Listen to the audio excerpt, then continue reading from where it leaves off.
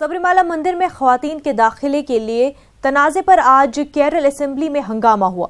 हंगामे के सबब कल तक के लिए असेंबली इजलास मुलतवी कर दिया गया है। सबरीमाला तनाज़े पर ओपोजिशन ने आज असेंबली की कार्रवाई शुरू होते हुए हंगामा शुरू किया।